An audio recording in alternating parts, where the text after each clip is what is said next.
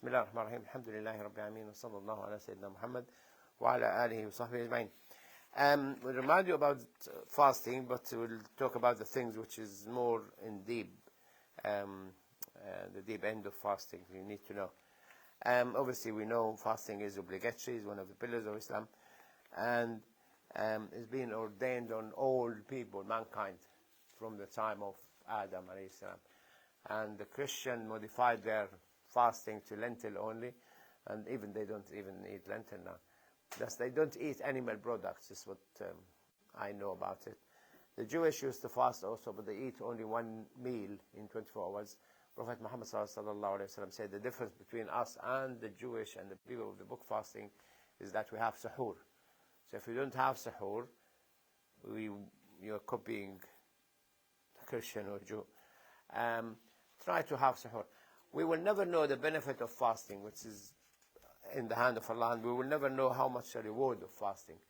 Because the Prophet ﷺ said, Allah said, "As-siyamu li wa ana ajzi bihi." Siyam is for me, and I will be rewarding for it. So we don't know the reward 10 times, million times, we don't know. It's left to Allah.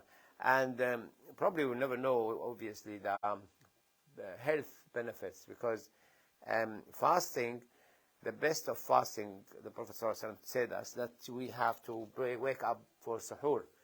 So you fast usually the day, ordinary day, you sleep, you wake up for Fajr, and you sleep again, and you wake up to go to work or to school.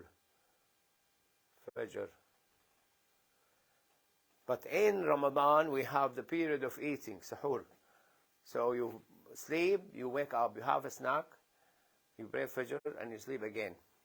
Especially these days, because the suhoor is going to be around 4 o'clock plus. When I was in Leicester, they did a research to see what will make people recover from depression. Do you know what depression is? What depression is? Ayan. Isn't it when you feel yourself so down low that you can't really get out of it without someone? Yeah, your mood is very low. You feel things are black and all gloomy ideas come to your mind. You might get ideas to kill yourself even. You have no energy, lethargic, you put on weight or you lose weight, and you lose your appetite, you lose your sleep, because the brain is not actually producing enough hormones. So you need, just let me do this. The brain needs enough hormones. And it seems that the brain, unless you revive the brain on and off, you find yourself depressed in no time. So what Allah Azza wa Jalla wants us to do, that 1 month every year we get MOT to your brain. You fast, you revive your body, you revive your brain. And most Muslims actually come out of Ramadan very happy. You could go to Eid and find a smile in the face of everybody. And subhanAllah, the fasting, a psychotherapy to people, get their mood better. So this is one of the things I noticed myself, and the research showed. So, but we will never know exactly what will benefit you get in fasting. One of the benefits you could find that you might take a lot of snacks during the day. In fasting, you get rid of this bad habit, because in Britain, the average person takes 7 snacks a day. This apple, this orange bar of chocolate, this sweet, this orange drink, this. And in Ramadan, you can't do that. That's apart from the 3 meals. They eat 3 meals and 7 snacks. And people denied eating these snacks and putting on weight, so they put hidden cameras in their houses. They were programmed on telly, the most loser, and they showed them. They were not even aware of it, some of them. Like automatically, they eat. In Ramadan, you get rid of that habit. You should lose some weight in Ramadan, but research, one of the top professors in Pakistan did the research, and he found 60% of people put on weight. They eat more in Ramadan. They get invited more probably, and they think if they don't eat a lot tonight, they will die tomorrow. So they eat everything on that. The sunan of Sawm is a lot about when you are expected to fast and when they are voluntary fast. And at the beginning, Ramadan was obliged to fast 3 days a month. In year 2 became the month of Ramadan, but it was يا الذين آمنوا كتب عليكم الصيام كما كتب على الذين من قبلكم لعلكم تتقون أياما معدودات. It was 3 days, therefore 13, 14 and 15 of each month. And then Allah will send them the ayah شهر رمضان الذي ينزل فيه القرآن هدى للناس بينات من الهدى والفرقان فمن شهد منكم الشهر فليصمه. So Ramadan is the month which the Quran was sent down to people, guidance and explaining things to people. Whoever witnessed the month, فليصمه, must fast the month of Ramadan. So the month of Ramadan became in year 2 of Hijrah obligatory. Like Allah trained the Muslims to fast 3 days, yeah, fine, pass it. Ayyamun ma'dudat, few days. But then he made it a full month. Now, there's a lot on the hadith of the importance of Ramadan, and we'll talk about it some other time. I mentioned it before as well. And generosity in Ramadan, and to give a lot of charity and pray Taraweeh and read the Quran and do i'tikaf in the mosque. And Umrah in Ramadan, the Prophet ﷺ said Umrah in Ramadan equal to a Hajj with me. So if you do Umrah in Ramadan, it will be equal to a Hajj with the Prophet ﷺ, to encourage people to do Umrah in Ramadan. And in Umrah Allah will erase what's in between the two Umrahs if you do 2 Umrahs. Now, the one I want to talk about today is how would you know when is Ramadan? There's 2 hadith, a lot of hadith, but basically they move around the 2 subjects. You fast Ramadan when you see the new crescent, or you fast Ramadan when the new crescent is seen. And obviously the earth is massive, and if it's not seen in Japan, could be seen in India. If not seen in India, could be seen in Middle East. If not seen in Middle East, would be in Morocco, and not seen in Morocco, could be seen in America. But when it is seen across the globe, everybody has to fast. And that's all the madhahib like this except Shafi'i. Shafi'i accept that you fast, you must see the moon in your area.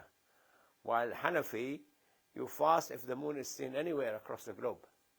So in 2006, I came to know about the ESNA, Islamic Society of Northern America, in Washington, D.C., and they found out the way, obviously from knowing the astronomy and how the moon moves, that if the moon is born before 12 midday, Greenwich Mean Time, tomorrow is Ramadan or Eid. If the moon is born after 12 noon, Greenwich Mean Time, then the day after tomorrow is Ramadan or Eid. And they're basing this method on ru'yatihi. The possibility of seeing the moon is very high, and usually many countries see the moon. From 2006 until now, we followed this in Solihull, and always right. It's always right. We did a questionnaire, and we asked people in Solihull, how many of you wants to follow this method? And 74% said yes, they want to follow the method. That if the moon is born before midday, tomorrow is Ramadan. If the moon is born after 12 noon, the day after tomorrow is Ramadan. So the moon is going to be born on Tuesday at 5:23 in the afternoon, at 17:23. So when is going to be Ramadan? On this formula? Thursday. Because no one could see the moon on Tuesday. Although it's born on Tuesday, but it's born at 17:23. The moon is not possible to see by the naked eye unless it is 18 hours old. And between us and Los Angeles is 6 hours, 12 hours, is it? Between us and New York is 6 hours. And between New York and Los Angeles is 6 hours or 5. Who knows? So they won't be able to see it even in Los Angeles. So this is not possible to be Wednesday. So it has to be Thursday. Eid, the moon will be born on the 20th of April at 5 o'clock in the morning. On the 20th of April. So when Eid is going to be? 21st. It's going to be, this is Thursday. It's going to be Friday, 21st April. Why? Because the moon, by the time it is sunset, will be more than 12 hours old and can't be seen by telescope, but can't be seen by naked eye in most of West Europe and America. Most of Americans will see it. But it's not the idea here that people only see it with the naked eye, because it could be half the people will not see it in the naked eye. Then they have to accept that, yeah, it is possible to see, and it has been seen now. Los Angeles is 7 hours behind us, and New York is 4 hours behind us. New York 4 hours behind us. Are you sure? Yeah, 6:58 in New York. Yeah. So it's unlikely. Can't be seen. Definitely cannot be seen in Los Angeles, because it's born just before sunset, just after sunset in Britain, but it has to be 12 hours old to be seen by the telescope, and has to be 18 hours old to be seen by naked eye. But the system here, subhanAllah, from that time, always right, always up, 2006 until now. So we put I calculated till 2030. Some people calculate it for the next 50 years. They will tell you when Ramadan is going to be for the next 50 years. The problem with Muslims is they stick to the wording of the hadith, seeing. If you see, or if it is seen. They don't take calculation as a method. Now, they have problem when you compare the salah, the shadow for Zuhr, when the shadow just about here, the sun just moved from the middle of the sky. So this is the middle of the sky. The sun just moved, Zuhr time. Asr, when the sun is here and the shadow is as long as the object or twice as long. So once or twice as long. And that's Asr. And Maghrib, when the sun just sits behind the horizon. That's easy. That's a bit difficult, but you can always go out, put a stick to see.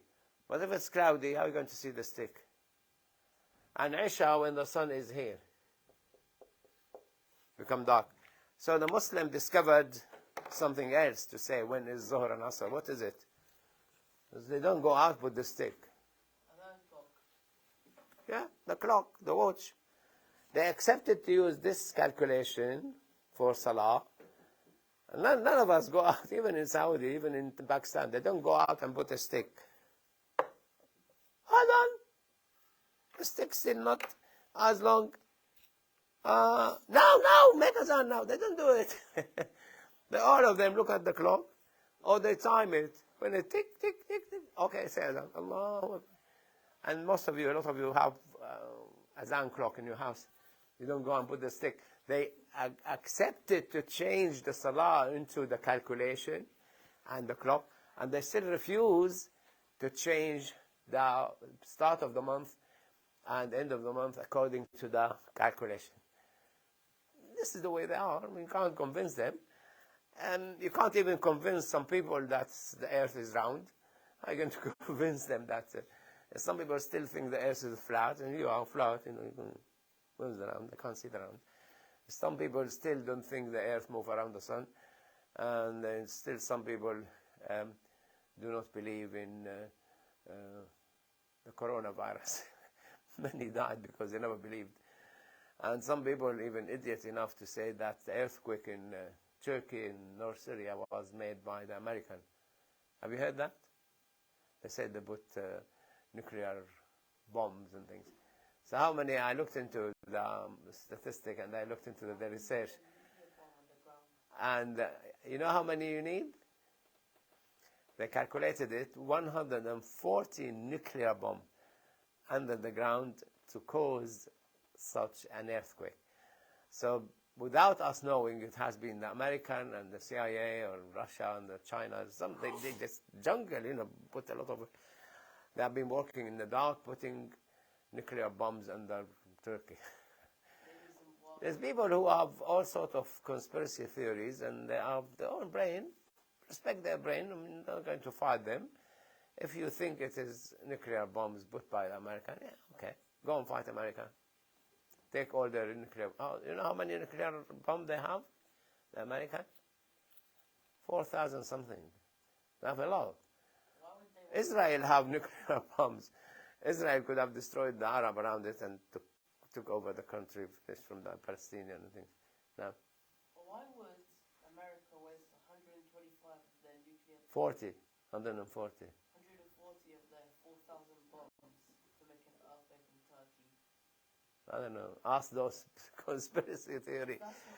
One in the mosque was saying that one of the Muslims said, "Oh, subhanallah, Allah help these Turkeys because Allah Azza wa Jal caused this earthquake." Another guy, he said to him, I actually had it sent to me by WhatsApp and I heard it from people. He said to him, "I don't think it was God made, it was man made, this American with these bombs." And I never thought will be somebody, coming to pray with us will be of that mentality. So, shurut al-Sawm, to be resident, not to be sick, not to be too old, not to be pregnant and you're afraid that you might lose your baby, or breastfeeding and you might not have enough milk, and shouldn't be having menstruation period or having a baby. Now, Arkan al-Sawm, obviously pillars of Sawm, that you have to have the niyyah, intention. Intention, according to Hanafi, you can do it from the beginning of the month. According to Shafi, you have to do it every night. Intention. Waking up for suhoor, they take it as, intending to fast. By making the intention deliberately, it will be better for you because you feel you are doing it for the sake of Allah, definitely. You're not like, following your family like a sheep in a crowd. And refrain from eating and drinking, and sleep with the wife. Any sexual activity is haram. And to be from dawn to sunset, not from sunrise to sunset. Dawn is usually 1.5 hours before sunrise. So you can always time it as well correctly. And break the fast when the sun sets. We were in Liverpool actually on one of the days of Ramadan, and we were by the seaside, and we saw the sun went under the water, and the water started evaporating. No? Why, if the sun sits in the sea, why the sea doesn't evaporate? So anyway, we broke the fast because that's comply with the hadith. When the sun disappears, you break the fast. And the sunnah of fasting is to break the fast quickly, not leave it, okay, it's too early now, we're not going to eat now, we'll eat at 10 o'clock or 9 o'clock, I'm going to the restaurant. No, you break the fast, eat later, it's okay, but break the fast. Breaking the fast, the Prophet ﷺ used to break the fast on dates. 3 days, 5 days, or 7 days, but not 2 kilos of dates. And water, and pray. When you pray, your body digests some of the sugar. Yeah? Hello? Are you with me? There's nothing there. Just a lady walking. Right.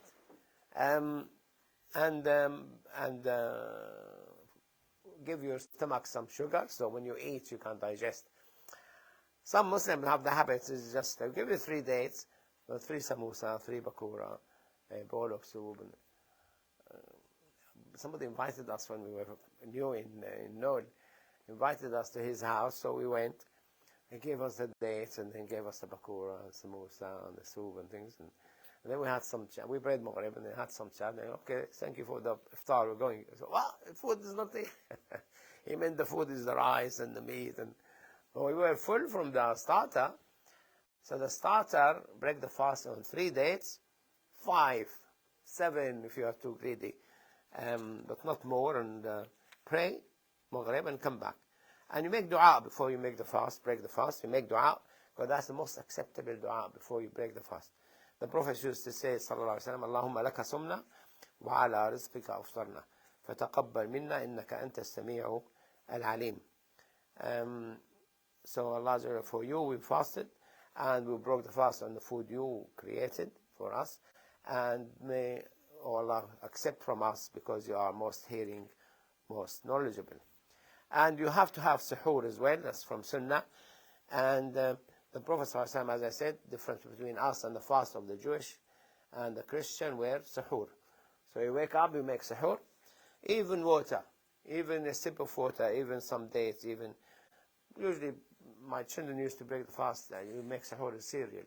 They eat cereal, quick, make milk and digest and finish. And the Prophet ﷺ said, my ummah, my nation, will remain well while they break the fast quickly and delay suhoor. So you delay suhoor till before Fajr. So you can't just take futur at 7 o'clock or 8 o'clock, whatever it is now, and then make suhoor 12 o'clock and sleep till the morning. Some people do that, but it's not from the Sunnah. And you shouldn't expect to be Fajr guessing. You have to be sure that the dawn, usually the silver lining, horizontal silver lining, appear on the horizon.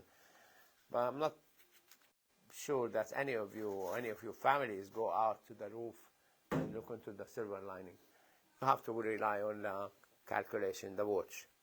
So you follow the watch. I don't know, sometimes, especially in Britain, always cloudy. You're not going to see it. Today, when I was coming from Fajr, it was really bright. There were no clouds at all in the east, and it was really bright. It distracted me. And Allah Azza wa Jalla said, "Kulu washrabu hatta yatabayyana lakum al-khayt al-abyadu min al-khayt al-aswadi min al-fajr." When this ayah came, eat and drink until you can see the white string from the black string. And one of the Sahaba was putting black string on his toes and white string, trying to see, can I see which one the white, which one the black? Then Allah Azza wa Jalla said, Min al-Fajr. He sent 2 words, Min al-Fajr, on the horizon. So you see the silver lining appearing and the darkness start disappearing. That's the Fajr. And what you are not expected to do in Ramadan is to make excessive mouthwash when you make madmada, when you make wudu, or excessive inhaling of water, because it's likely to swallow some now. How would you shoot the horizon if there's like a house in the way? Yeah, exactly. You need to go to the countryside. The countryside not always. So probably you need to live in a skyscraper so you could see the horizon now. You just look at the sky because it's going to get a bit brighter. No, Fajr has to be the silver lining. Yeah. I had some pictures, but it's not. I know, but like in Fajr, sort of like an orange sort of thing. Oh, that's too late. Yeah. When you see the orange, that's too late. The silver lining is silver. The color is like silver. And it's horizontal, because sometimes you see vertical one. That's not counted. You're not, obviously, if you are married, not expected to kiss your wife. You're discouraged to do that. Although it doesn't break you fast, but it might not control you. And you're not supposed to look with the sexual desires into others, or think about it as discouraged, or touch the opposite sex with your hands, or chewing gum. You're not expected to take chewing gum. We invited the youth in Chamsibud and youth workers to break the fast with us. We said, can you last a Muslim fast? Usually the university students do it, they challenge the non-Muslim. Can you last a Muslim fast? So they fast one day with them. Fasting 1 day is very difficult. Fasting 2 days less difficult. Fasting 10 days become easy. From the 3rd day it become easy. 4th day even easier. The problem is the first, 2nd days. And when we took the food to them, to Solihull, before we broke the fast, I said, you must be thinking that anything could be nice food, anything. And one of them said, even chewing gum, even chewing gum would have been good, But you're not supposed to take chewing gum because you might swallow some of the sweet or some of it. Tasting the food unless you're really desperate and things. To make madmada for no reason, not as part of wudu. Make iktihal, they used to do iktihal, they don't do it now. Or hijama, the cupping. What will make the fasting nil and void is anything reach your stomach. Whether you took it from your mouth or your nose. But inhaling doesn't break the fast. Be careful, because some people think anything you go in your inside break the fast. But inhaling doesn't, because inhaling, you inhale steam, you inhale fog, you inhale smoke of cars and smoke of you could be cooking, and you're inhaling the fiber of the food. It doesn't break the fast because it doesn't go to your stomach and it's not counted as eating. Allah just said, Kulu washrabu, eat and drink. When you inhale Ventolin, especially people on asthma, when you inhale Ventolin, it doesn't go inside your stomach and is not eating. You're not eating the Ventolin. You're inhaling the Ventolin. Now, If you're cooking for your family, how do you know? if what, sorry? How do you know if the food is tasting good? Because you're fasting, right? So you're cooking for your family. How do you know if the food will taste okay? Because you don't know what it tastes like. Usually by experience. You put the spices and you put the salt by experience. They said if a woman married to a horrible husband who will shout and kick and scream, if the salt is too much or too little, you are allowed to taste. But usually housewives and women and mothers, they have by nature. I mean, I cook now sometimes. I know how much to cook, put salt. I don't even taste it. I just I know this amount, need this amount. So instinct ability. That divided, differentiating between the super chef like me and amateur chef like you. I'm not a super chef anyway. I can boil eggs. Can you? You boil eggs? I tell you what, my wife was visiting her family, so I said the easiest to do boil egg. So I boiled the egg, and I was watching one of these science programs and forgot the egg on the cooker. And then I heard the boom explosion. So I went to the kitchen and all the water evaporated and the egg started exploding. So I took the egg from the stove, I put it in the worktop, and it was so hot, it burned the worktop. So it was like a big circle burned in the worktop. So I went to we bought it from Wicks. I went to Wicks. I said, we need a new worktop. And we had an old piece. He said, no, we don't produce this anymore. I said, we bought it from you a few years ago. And he looked and he said, oh, we bought it 16 years ago. And this discontinued 16 years ago. So we had to put a new kitchen. Cost a lot of money. And my wife's still in Syria. So let me finish my story. You laugh at me. Then that piece is left. I measured the circle there. So I made the circle, took it out, made the circle here, and I soaked it in water so the top came. There's a lid for mica, protective things is at the top.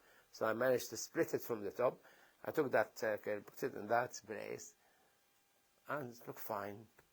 So unless I tell you where it is, you wouldn't know. You might come to my house and it's fine, but if I tell you where so even boiling eggs, some people don't do it properly. What do you have, Ayan? What's your question? Fried eggs, easier. It's just like 10 minutes. Fried egg? Yeah, because you just put it. Oh, it takes too much. You have to get the pan, you have to get some butter, and you have to put some salt and pepper. And then you And then you can't store it. The boiled egg, you can store it for 3-4 days. You can boil 10 eggs, eat them on a week. Yeah, but like, would you really want And I'm talking about a lazy gentleman living alone. Which will be easier for him, boiled egg, or poached egg, or fried egg? outside Or no, no egg at all. Right, okay. So you're not expected to. What break you fast, if you eat anything goes to your stomach, and from either up or from down. People take enema sometimes. We feed people sometimes with enema if they can't swallow. But anyway, if you do extreme madmada, washing the mouth, and you swallow some of the water deliberately, or people who masturbate, young people, teenagers, which is not encouraged, and if you make yourself vomit deliberately, and if you eat and drink or sleep with your wife deliberately, or both will break the fast. And the one who eats and drinks thinking it is before dawn, he doesn't check. You look at, oh, it's still dark outside. It's past already, because it will remain dark for nearly half an hour sometimes. Depends on the summer or winter. In the summer, it becomes light very quickly. How can you purposely make yourself vomit? Yeah, some people do. Anorexia nervosa, those who have the disease, they vomit, deliberately vomit. They put they tickle the back of the mouth and they vomit. Don't do it at home. Don't do it here either. Don't do it for stop. Why they want to lose weight? Because they have problem with the body image. They see themselves too fat. Well, they are very thin. And they keep vomiting to lose weight. So when we bring them in the hospital to weigh them, they put stones in their buckets. So the nurses empty the buckets, all of them, and they see that they put some weight around their legs, and to appear that they're putting on weight. It's an illness. You need to treat the original cause, which is the body image. Oh, I'm too fat. Oh, I'm too ugly. In this country, there's a lot of people who might make you feel inadequate or sick or have problem with your look, and they deliberately, oh, you look awful, oh, you overweight, oh, you are too handsome, oh, you're a girl. Especially this, oh, you look like a girl, you must be a girl. Then this guy is already confused. He goes home and goes, Mom, I'm a girl. Who told you that? Oh, my friends in school. Some people in the school, by the way, people might like to break jokes. So you need to take it as jokes. If you take it as serious, you'll be fighting half the people. People make jokes just to feel happy themselves. They don't care about you.